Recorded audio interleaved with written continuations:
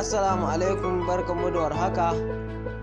Sannunmu da sake saduwa da ku a sabon shiri namu na IBM Tech TV. A yau za mu koyar da ku bidiyo akan yadda ake haɗa logo na wani abu da mutum ke yi ko a Facebook, Instagram da kuma WhatsApp ko YouTube. Wannan bidiyo da kuke gani za mu yi shi ne a matsayin logon da za mu yi amfani da shi, saboda za mu fara kawo muku bidiyo na web design. Kamar yadda kuke gani, wannan shine logon da za mu yi amfani da shi wurin yin logo namu na web design da za mu sa a YouTube. Kamar yadda kuke gani, gashi nan ya nuna min tag. Wannan su ake kira da tag a website. Wayannan da kuke gani, bari mu gyara musu, bari mu ƙara gaba da su, sannan mu ja su girma. Kamar yadda kuke gani, wannan su ake kira da opening tag and closing tag. To sai a ƙasa suka sa mana company name, sai mu je mu danna edit, sai mu goge company name, sai mu rubuta mu abin da za mu rubuta, sai mu rubuta IBM Tech TV, sai mu ce edit. Wanda kuke gani yanzu gashi ya kawo mana IBM Tech TV. Sai mu ƙara danna wannan, kamar yadda kuke gani, sai shi ma mu sa a wurin su logon, sai mu editing, shi ma sai mu goge, mu rubuta, sai mu sa, za mu saka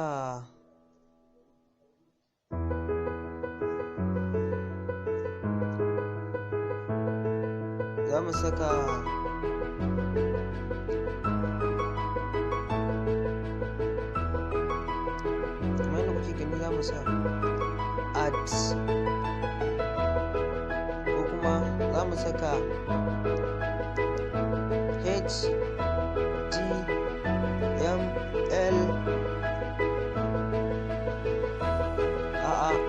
za mu saka web design.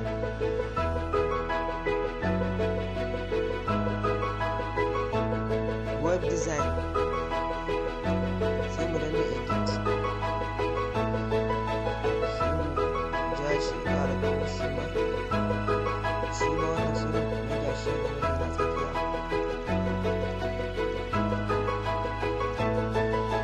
Sai mu ƙara taɓa alaman text, mu koma ƙara taɓa alaman text, sai mu rubuta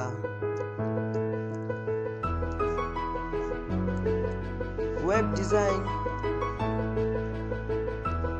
web development,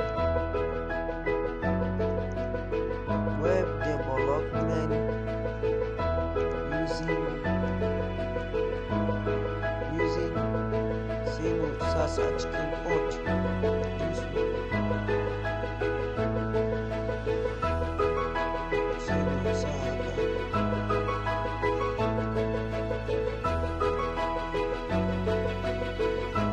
Using, sai mu saka HTML, sai mu je CSS, HTML and CSS, sai mu ce add. Yanzu kamar yadda kuke gani, ga yana ya samu shi ne, sai mu ja shi yin girma, sai mu je mu sa mai space.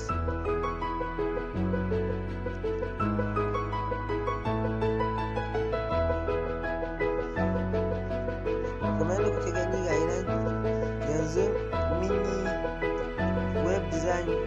In kana bukata za ka iya sa kallo,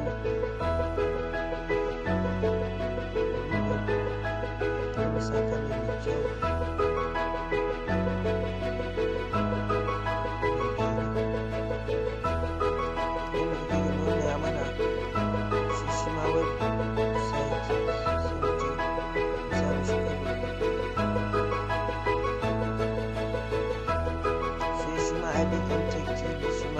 sa mai kala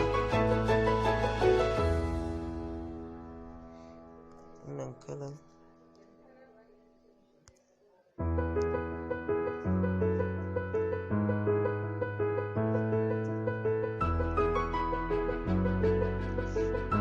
Kamar yadda kuke gani yanzu gashi na mun sa IBM Tech TV web design web development using HTML and CSS.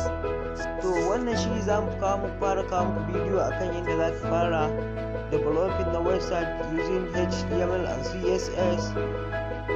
Yanzu kawai sai mu je mu danna alamar saving, da nan ya ce mana mu saving din shi a PNG ne, JPG ne, sai ka zaɓa ga kalan abin da kake so, logo size za mu ka iya ƙara to amma ne zan mashi haka sai mu sai kamar yadda kuke gani yanzu ya yi saving gashi ya nuna mana shi a nan, bari mu shige shi kun gani yanzu ya riga ya mai da shi a matsayin hoto yayin nan IBM Tech TV web design using